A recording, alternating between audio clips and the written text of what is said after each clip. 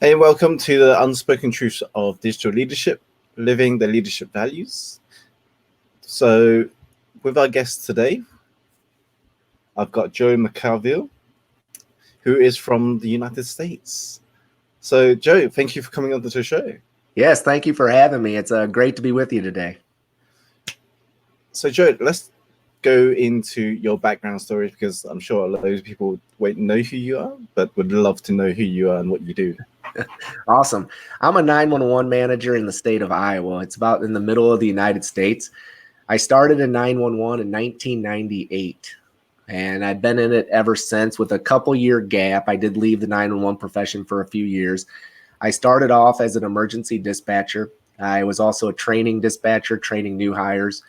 And then I left the agency I started at and became a communications manager for an agency in the southeast portion of the state that I work in. And they had blended their city emergency dispatchers with their county emergency dispatchers into one dispatch center. And I was hired under the age of 30 years old at the time to be the first manager of a countywide consolidation. And those things take a lot of patience and can be very stressful as new policies are written, new seniority lists, everything new that applies to emergency dispatchers. I then left and went to a phone, cable, and internet company. And I'm forever grateful for that job as well because it improved my technological skills as a leader, and emergency dispatch is changing over to next generation 911 or next generation emergency number in your area. And we're starting to use technology more and more. And then I got hired back where I started, and I've been there the last 10 years, and I am the operations manager there. So I also have peer to supervisor experience as well. So when it comes to 911 or emergency dispatch, I like to say inside the profession, I'm still working in it, number one. And number two, I check a lot of the boxes: dispatcher, former training dispatcher, manager at an outside agency, peer to supervisor, manager experience. And then I started training company as well. And I'm sure we'll get into that here in a little bit. How did you get into choosing to become a dispatcher? Yeah, that's an interesting question. I went to college, and during college, I knew that I did not really like the business classes. So I started off in business, and I was learning a lot, but it just wasn't connecting with me. I felt like I was a little bit bored.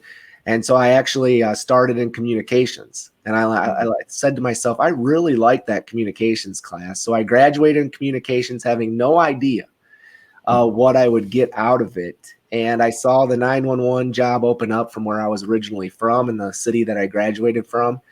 And I applied, and they hired me. And I really, really liked it, and I've stayed with it ever since. And I have tried to grow in that profession and do what I can to get the most out of it. And I really enjoy what I do.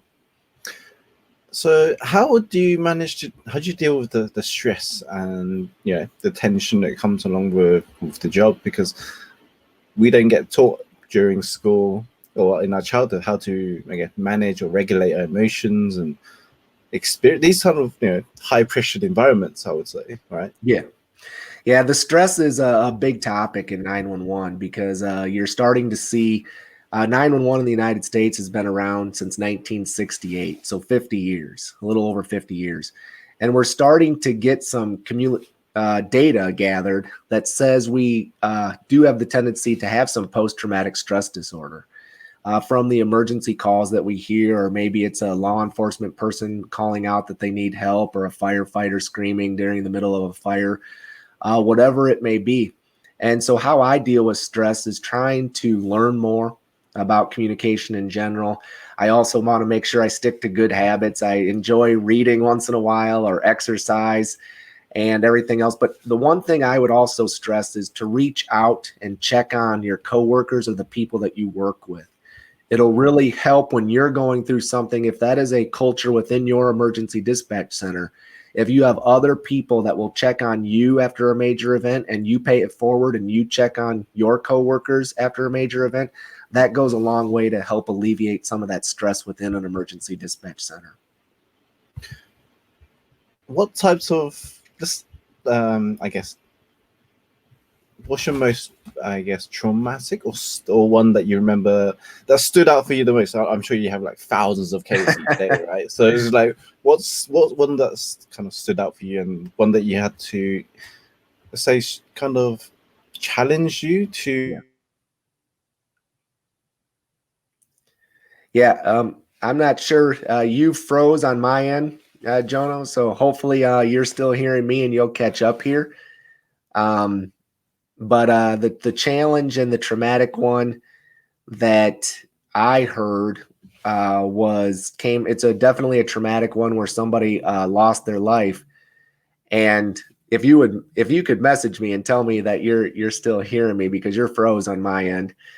But the one call that came in was from a young child, and this is when I first started, and they were in a parking lot, and what happened was the young child didn't know the address of where they were. It was before GPS coordinates of longitude and latitude. And so all I got was a phone number that came with this cell phone call. And I would estimate the child to be around 7, 8 years old. I wasn't sure. So he didn't know the address of where he was, didn't know the building name of where he was. They were in a parking lot, and his cousin, she was rollerblading in the parking lot. And he calls in and he just says to me, my cousin is hurt and she needs help. And throughout the phone call, I did not have an address, did not have a building name or anything, because it was a young child calling. And the only thing I did was I kept asking questions of what was around him. And he could see a baseball field and he could see a brown building. And so I decided to send out our west side fire engine to a high school and our east side fire engine. We have 9 different stations in the city I work in. And I just chose 2.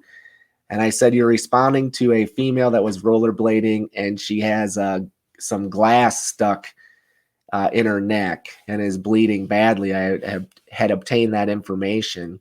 And ironically, we did get to the right location. She was in one of the parking lots of the schools that I chose. I felt a little bit guilty of sending the other fire engine to a wrong location, but I think they were happy to go. And that call sticks with me because 911 or emergency dispatch technology has changed to where you now get GPS coordinates on the majority of cell phone calls. There's other products that are now coming out where you're getting even more accurate location on 911 or emergency dispatch phone calls. But the best thing I got out of that incident was the debriefing that we had to go through afterwards. And obviously those are confidential, but I can at least tell you a little bit about the portion that benefited me the most. Was the fact that one of the fire people said, and he didn't know that I was sitting in the room, but we were together doing a debriefing. And he said that whoever dispatched the call originally, thank you. And that's all I really needed to hear. It helped give me a little bit of closure on that ordeal. And unfortunately, the person, the female rollerblader, did pass away from her injuries. But I know that I did everything possible to get her assistance, keep the young child on the caller. And I also now hope that agencies are doing debriefings after major incidents and including their emergency responders in them. And I also try to learn as much about emergency dispatch technology so that we can get as much information as possible and get to the scene quicker rather than later. Awesome! Wow, that sounds terrifying in a way.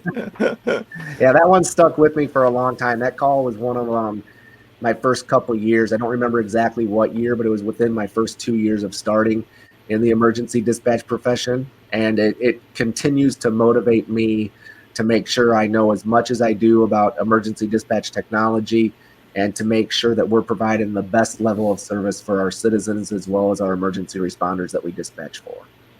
So, how do you and your team and your colleagues deal with, I guess, the stress that comes along with it? I mean, do you do training on like healthy habits, or things that take your mind off stress, or things to take your mind off the experience and Yeah. such?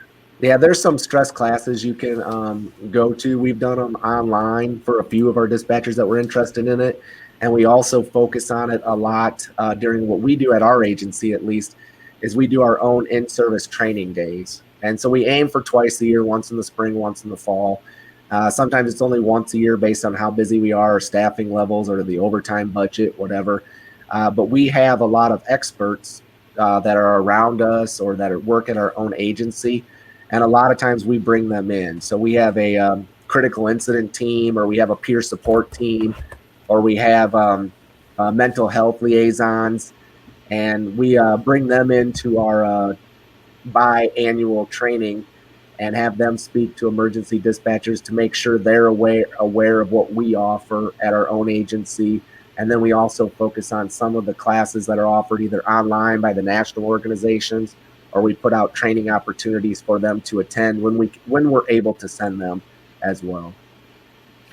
And do you have like therapy sessions and things like that kind of set up as well, like the ones where you talk about what's really going on inside your thoughts and feelings and, you know, I guess emotions? Yeah, we do have that ability through our peer support team at our agency. They have a few people you can reach out to, whether it be a chaplain or a professional, and we would just contact our peer support team, and that's all confidential, and they help you get that set up so you can speak with somebody that's a professional as well. Amazing. Have you had any, I guess, cases where you're, I guess, what helped you choose to be in leadership in line with, you know, why did you decide to step up into that position? Because for many people, you know, they'd be afraid to step up or into a manager position or a leadership position due to responsibility and that comes along with it, right? Yeah. My story's kind of funny a little bit in the fact that I really just wanted to be a supervisor of the dispatch floor because I really love the profession of emergency dispatching. And so when my boss left, when I was at my first agency that I started at, I put for his position. I didn't think I was going to get it. I barely met the minimum qualifications at the time, but I wanted an interview because I did meet the minimum qualifications. But unfortunately, there were more qualified people that applied. They only interviewed so many, and I got a flush letter without even the opportunity to interview for the position. So then I saw the opportunity in Southeast Iowa of the state. And I thought again, when I went down there, I actually made the interview list because I met the minimum qualifications and I got the job. And I wasn't even sure when I interviewed that because all I wanted at the time was to be a supervisor of our dispatch center and to have interview experience for a position of leadership. And then I decided, well, this is one way to get experience. And I went for it and did it, and I haven't looked back. And I continued to grow in leadership, including taking other training classes outside of emergency dispatch to make me a better leader as well. What made you choose leadership? Have you had what was your first, I guess, encounter with leadership during your childhood, or any experiences that you had throughout your life that made you think, I would love to use leadership or become a better leader, or what made you that choice? Yeah, I think the leader that I've always looked up to by reading a book, one of them is John Wooden, and he's a former basketball coach at UCLA, and he's passed away, but his leadership skills, and he calls it the pyramid of success. And I read some Wooden books about how these philosophies when I was in college really took hold. And then after college, when I was hired in 911 by the agency I'm currently working at and I started at, we had a leader that was just phenomenal. He really took good care of his people. He believed in touching their hearts before he asked for their hands. And he really set the stage for how to develop other people and how to lead other people and me and take a stressful situation, but yet be successful at it. And then along the way, some of my coworkers, my first training dispatcher, she was a phenomenal leader. And she taught me the ins and outs of dispatching. And then the person that I worked with 9 out of every 10 days, every 2 weeks, He was a retired law enforcement officer from the 1970s, and he came back to emergency dispatching, and he taught me a lot about dispatching and not having attitude on the radio and what it means to emergency responders and everything else. But the person that started leadership and wanting to learn about leadership for me is probably John Wooden, and then learning from there and going through the 911 emergency career for me, and having a great person that hired me, a great person that taught me, and a great person to reinforce some of those skills. I think I've been very lucky along the way. You create your own luck. Awesome. How would you, I guess for me, I want to find out more about as well. What do you think makes a good leader, or helps you become a better leader? How would you apply, I guess, leadership styles and principles into your own life, and how's that been for you? I think the number one thing that any leader should know is that the hardest person to lead is always going to be yourself, period. And once you figure that out, if you start looking at yourself before you look at anybody else, that'll help you make better decisions. And the second thing that I would say is the same thing I've already said previously. Make sure you start to build relationships with your people. If you skip that step, building relationships with your people, you will constantly have to keep circling back to that point in order to get your people on the same page. And I can speak from experience, because when I came back to the agency I'm currently working at, I worked with the majority of the people previously. They were still there. I'd left for a few years, but I came back and the majority of the people were still there. And I thought, I already know these people. I know what they need and what they want. And for a few years, I skipped that step of stepping back and saying, I was a peer then. Now I'm a leader of this organization. I need to find out how they want to be led. I knew how to work with them as a coworker, but I didn't know what made them tick as a leader. I didn't know what their career aspirations were. And I forgot to build relationships with my people as a leader when I went back. And I think you oftentimes hear the peer to supervisor transition is so very hard. And when I look at that, a lot of times from my own experience, I would say it's because the people going from peer to supervisor skip the step of building relationships with their people and starting over and saying, how is it that you want to be led? What is it that you want from this agency? Instead of assuming they already know because they used to work with them. And so I would say the hardest person to lead is always yourself. Continue to always develop yourself so you can add value to other people, and make sure you're building relationships with the people you're leading, because it makes going through tough times, hard times, change, and everything else significantly easier. Wow, that's powerful. I love the fact that you said, the hardest person you have to lead is yourself, because that's I think the struggle for most people is waking up and leading, their own lives every day. That's incredible. Awesome. Yeah. Let's go into, has there been times where a supervisor or someone in your life that's made decisions that kind of conflicted with your personal values and integrity? Like decisions that you didn't agree with, and how did you go with those? Yeah, one of them was in a public meeting. And so since it made the newspaper, I'm free to talk about it, I guess. We had the second person in command at the sheriff's office of the consolidated agency that I had been hired to manage. And for whatever reason, some of the changes we were going through during that time, he wasn't very happy with at the time. And so he had tried to, work with me a little bit, and I was trying to explain to him, well, he wasn't seeing the results that he wanted. And so he went to a public meeting, which anybody's free to do, and they take comments and correspondence from members and other visitors towards the end of the meeting on the agenda of this meeting anyhow. And he decided to state his displeasure in a public meeting. And those minutes have to be typed up and put into a newspaper.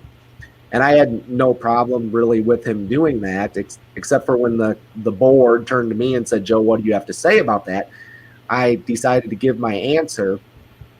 and he kind of cut me off, and I had let him completely state his displeasure with my agency for, I think he went on for about 5 to 6 minutes, maybe longer.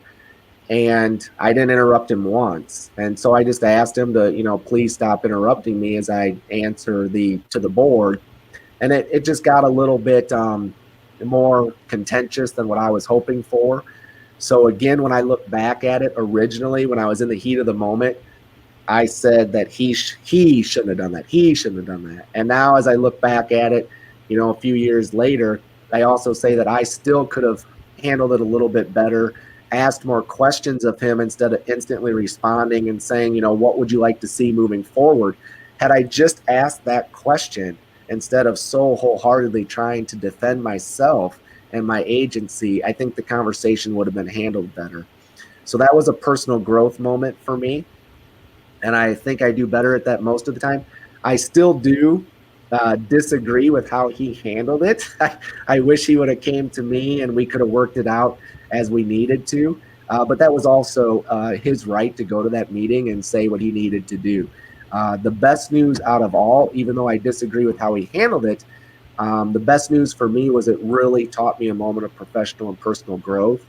And so when you disagree or things come up that you're going to have to work through with somebody else, or maybe questions your own integrity, rather than getting defensive, try to learn or listen, educate yourself on the other side of the fence or whatever, so that you can continue to grow and possibly change or meet somebody in the middle or educate them on why you feel the way that you do. So it really makes you better at discussions and handling things the right way. And I disagree on how he handled it, but it was a great moment for me to develop personally and professionally. So I'm also grateful for that. But it's also I guess in communication it's also having that different perspective, mm-hmm. and also, like you said, listening, Yeah. and what else, what else they could do better in terms mm-hmm. of communication is, they could have approached you first instead of going to a public meeting. Mm-hmm. I think it's having the tough conversations. Yes. I think some people like to do, or think it is easier to do the easy way out is just complain or, mass mm-hmm. disrupt the solution, or actually just the conversation that you had. Yeah, absolutely. How would you go about handling conflicts? Is there any other, I guess you have many challenges and conflicts in your profession. Yeah. Ones that you most learning as well? Yeah, again, listening is you're going to be your number one asset when dealing with conflicts, talking to people one-on-one, getting the whole story. There's typically two sides to every story. And a lot of times it could be perception and how somebody saw what they saw or how somebody heard what they heard, and making sure that you're giving an opportunity to everybody in that conflict to share what happened and everything else, and really talking to them, and then setting the expectation with them and saying, no, this is the way that's the way our policy reads. This is how we're going to do it. So I think with difficult conversations, the first step is to make sure everybody's heard. And the second thing is to communicate with everybody freely.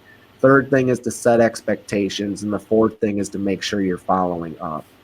So I think it's a little bit of everything. But if you don't start off right and make sure that everybody has an opportunity to be heard, and you jump to conclusions, the other three things won't fall in line. So when dealing with conflict, you have to make sure you get the whole story. Otherwise, the rest of the process is just going to fall apart. Wow. Is this a process that you came up with previously? Or? It's just one that I mentally use. And because of messing up along the way, I only get one side of the story. And it's kind of failing forward and learning from my own mistakes. So it's one that I just make sure that I use, and to make sure I'm listening. And one of the employee reviews I had along the way, one of the questions we have to ask of our emergency dispatchers is, what's one thing I can do to improve my leadership? And the first few times I had to ask that, when our organization made us ask, I was a little bit nervous. But the good news was I could tell when I had developed the relationships with the people because I would get honest answers to that question. And one of the best answers I ever received was, you need to be a better listener. And I talk about this all the time in the classes that I teach all over, and I'm just so proud that she had the courage to tell me that, because I do a much better job at it. And now during employee reviews, I shut everything off, except for if I have to refer to a graph or refer to a recording or something like that. I might have that on, but the instant I refer to that, I turn it off after we're done. They have my undivided attention during the employee review. If somebody comes in to talk to me and I'm kind of distracted by working on something else, I minimize it or lock my computer so I can't see that while I'm having the discussion with them. And I've had to really, really work on my listening skills. And that's been like 5-6 years since that employee review happened. And I still work on it to this day, every day. Well, it's one of the most crucial skills, I would say, in leadership and in communications is listening. There's so much more when you listen than Yeah. than you can see, especially when you give them the undivided attention. There is so much more you could read about them, the emotions they're going through, their body language, and everything that goes on. It's like you listen more than you actually, it's not just the words they're saying, it's everything throughout, isn't it? Yeah, it is. It really is. So, how would you say you made effective leadership decisions?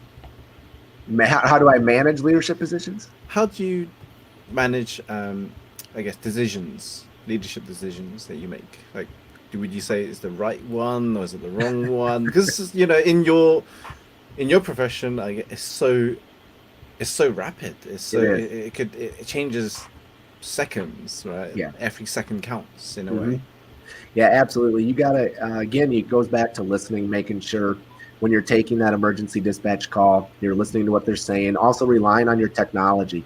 The emergency dispatch profession has really changed, and we get a lot more information in most agencies with that 911 call.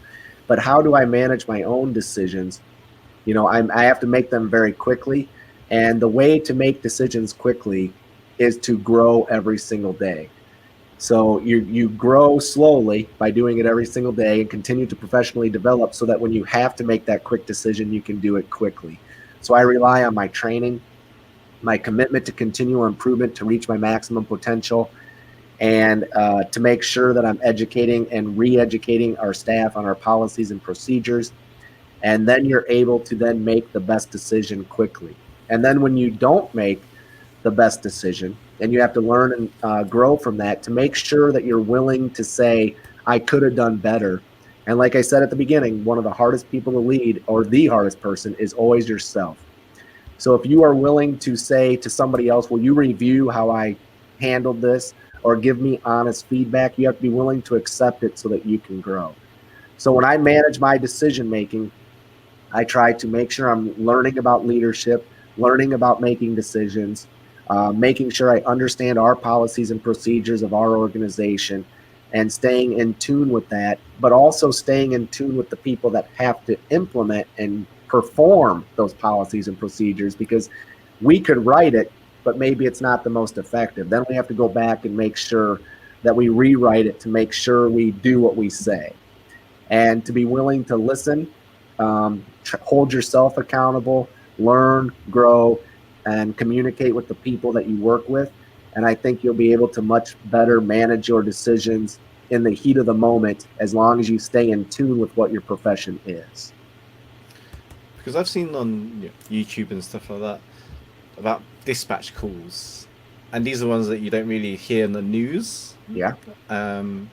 Like when someone, I guess, there was one incident where I saw where it was a domestic abuse or something, but she managed to get a phone, or she was constrained by someone, and she managed to get on the mobile phone and call the dispatcher. And the dispatcher was very calm, was saying, stay on the phone, I've dispatched 2 or 3 squad cars on their way, they'll be in there in 2 or 3 minutes. Can you just hold on for 2 to 3 minutes? And then she was in the bathroom or something, and she was like, I'm in the bathroom, he's outside, I don't know whether he's asleep or whether he's, what he's doing, but I'm in the bathroom, I'm locked in the bathroom right now. And then I think the squad obviously goes into by the window or something and kind of flash some lights or something. Like, how would you kind of make decisions based on those kind of incidents? Like, how many squad cars to send out? Do you need the ambulance? Do you need interpreters and all sorts? Yeah, absolutely. And that comes from the instant you answer the phone call. The majority of the time you're going to try to answer the phone call. And the first thing to send help that you're always going to need is the same, no matter what type of call it is going to be the address or the location of where the people need help. So that's the first and most important thing you can find out on every phone call, in my opinion, is where are we going to send help? Okay. And then the second thing is, finding out exactly what happened that led to that call. And then based on what they tell you, the example you gave is a domestic. Okay. An important thing is the phone number they're calling from in case you lose contact. But that also tells you a lot more, because if you have any past history with that phone number, say that you are unable to get the address, but maybe they're able to confirm the phone number and the phone call gets disconnected. If you do a search of previous calls on that phone number, maybe you'll have their address in your system.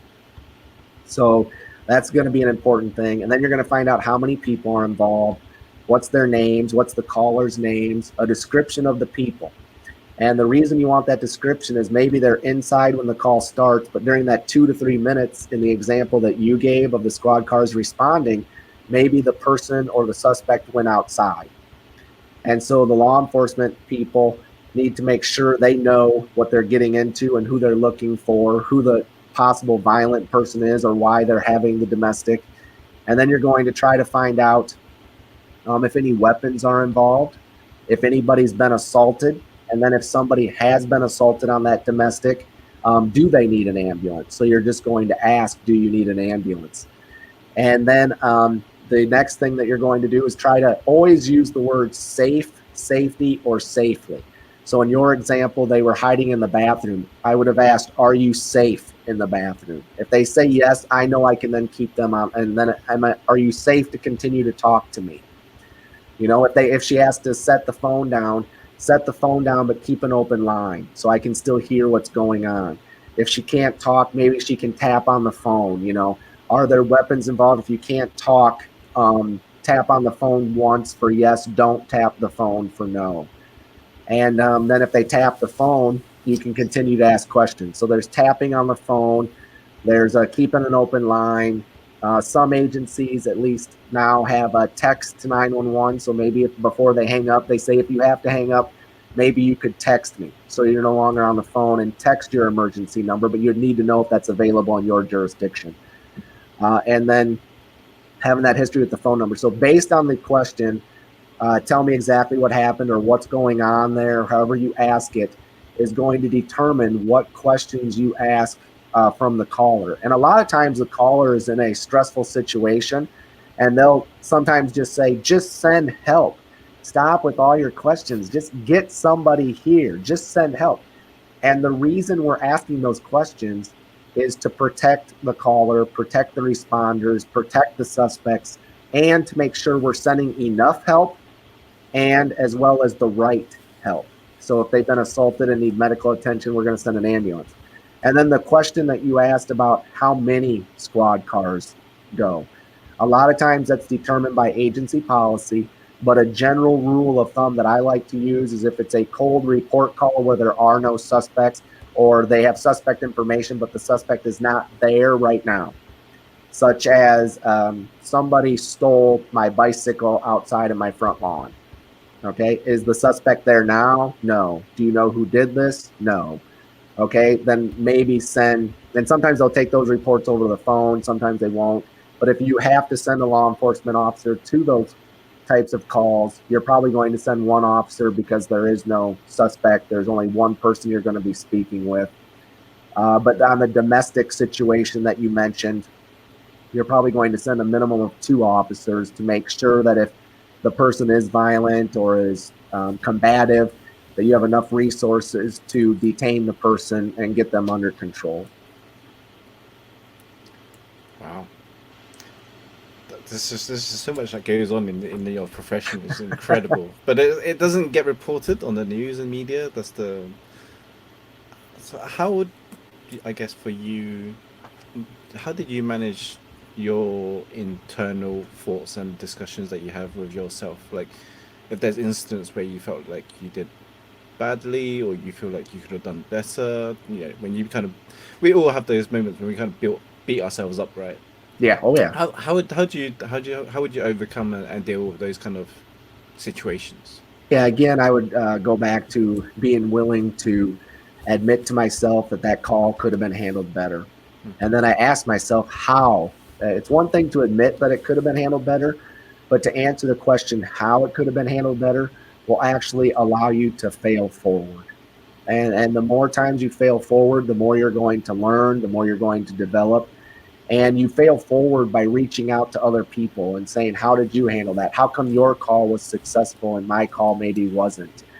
And learning techniques and tricks to use to get information out of hysterical callers, such as repetitive persistence, which is asking a question in a slow, controlled voice over and over until a hysterical caller that's just screaming into the phone actually hears the question and gives you the answer.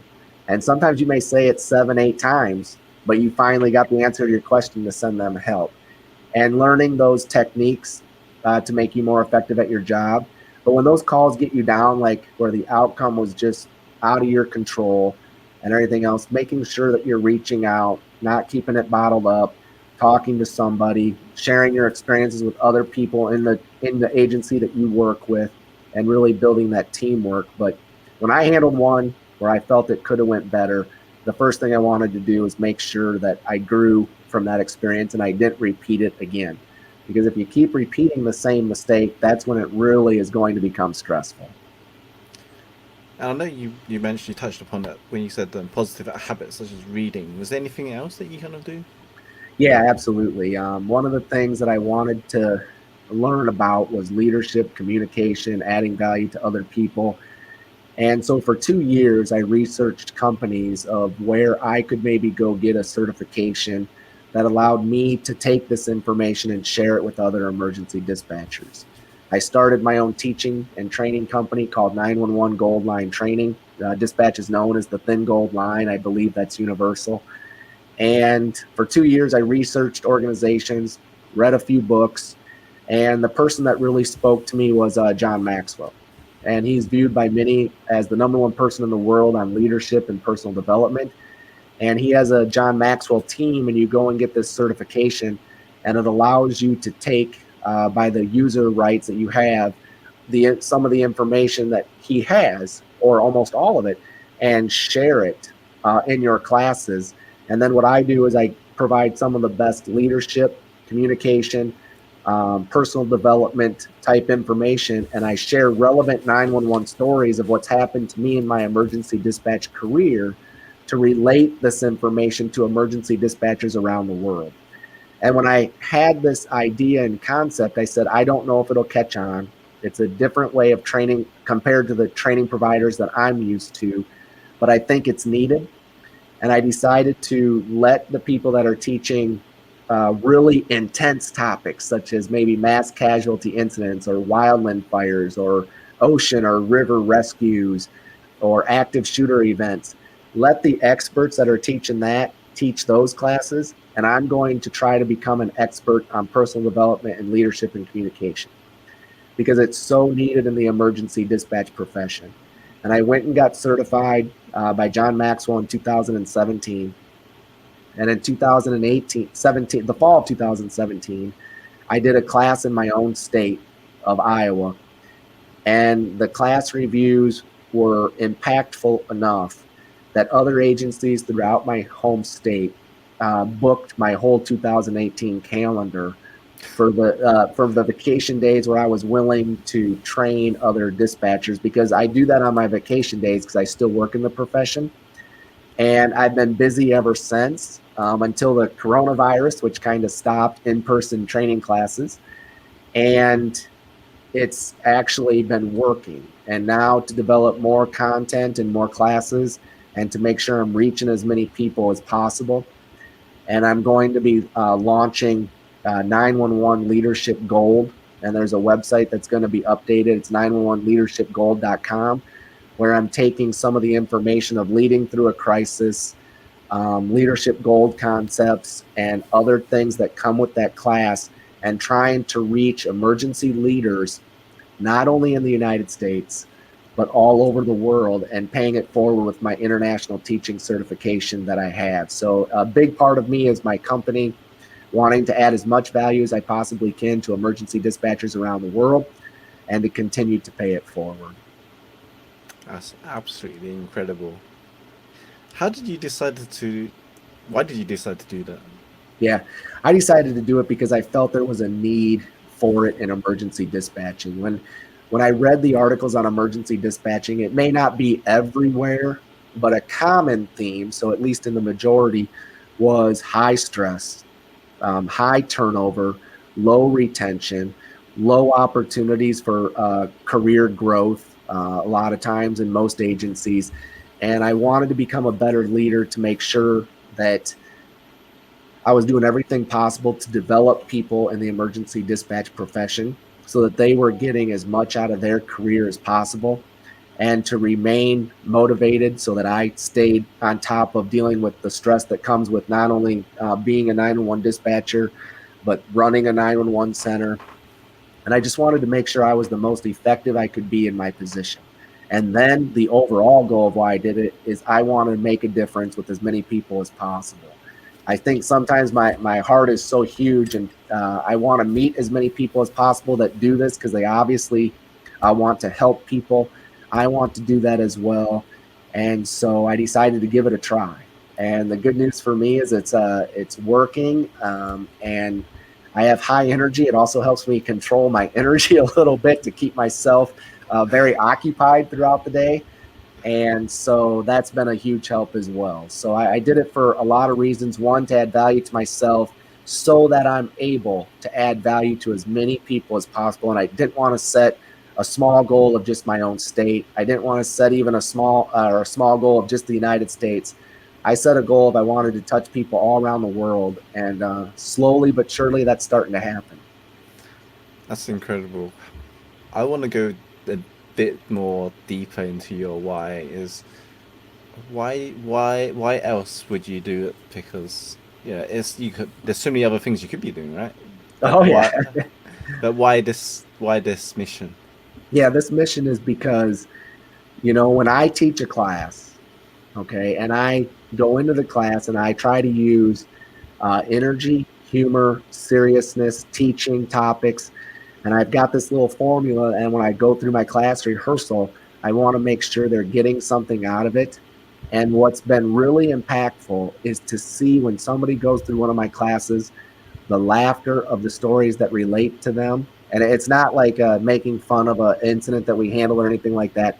It's talking about like the heating and cooling of the agencies we work at. And sometimes the system is programmed to save money and gets turned off in the middle of the night, and dispatchers are freezing in their centers, and just relating to them on things like that. And to make sure, but my why is I truly want to make a difference. I want to make a difference with the people that want to help other people. And so the real why is cancer has battled my family huge. And this is really getting into it now. And when I was working in the southeast corner of our state as the manager of the consolidated center, there was a time, and I was only there for 3 years, where it was upwards of, I've lost count, is between 5 and 7 people in my immediate family that were all of a sudden battling cancer at the same time. And we've lost people we've lost people in their 70s. We've lost people as young as 23 years old. Our cousin that had just graduated, and when he called me, because he liked talking to me, and him and I were fairly close. I didn't see him a lot, but I saw him enough and stayed in touch with him during, especially football is a big sport here, and during college football, we would stay in touch and everything else. But he called me and he told me that he had came down with cancer and everything else, and And I talked to him, and I just promised him as well that he would be in some of my classes. His message would continue to spread. And we did a walk for him. It was a 5K race, run, walk before he passed away and everything else. And he passed away way too young, as a really good person. And I want to make sure I'm constantly making my family proud, myself proud, and paying it forward to as many people as possible, because not only are we dealing with the stress of the job, but a lot of times we're dealing with personal stress as well.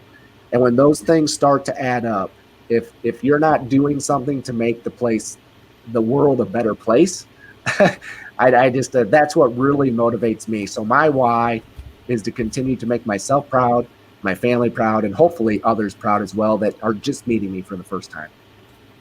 I'm damn proud, Joe. It's incredible what you're doing, and the extent you're going for. Because I've had people in my family go through cancer as well, and it is challenging. It is. It's amazing, but what takes to trigger us, right? Tony Robbins talks about for people to change is either pain or pleasure, and most of the time it's pain, unfortunately. But that's just incredible what you're doing with your company and your training, Joe. I'm really looking forward to hear your company go global and international and cross in the UK. Yeah, definitely needing what you have to offer. There's so much going on right now, and trauma and mental health is such a big issue, especially in emergency services. Yes. But it's unreported. These are the things that no one talks about. It's really, we need to start pushing that message out there. Yeah. Which is why I have you on the show as well. Yeah. Well, thank you, man. I appreciate you giving me the opportunity to tell my story and just have this discussion. And I would love to, reach the world. And like I said, the website is 911leadershipgold.com. It's going to be for leaders in emergency services all around the world. And I hope to launch the full program probably this fall. I was hoping to do it this summer, but I got slowed down a little bit by the pandemic that's the world is facing. And so that slowed me down a little bit. So realistically, probably this fall sometime. That's amazing. Thank you so much, Joe. Is there anything else that you would, if you advise people, I guess, in the unspoken truths of leadership, what else would you advise them? To get involved. Get involved. The only way you're going to make a difference is to try to make a difference. And when I got involved, did I ever think I'd be speaking with you today, across the pond or anything else? No, I didn't know.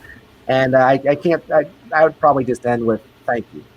Thank you to you for having given me the opportunity to come on and tell my story to you. The questions you've asked I've had goosebumps throughout this. And I'm just knowing there's an opportunity to reach emergency dispatchers across the pond again.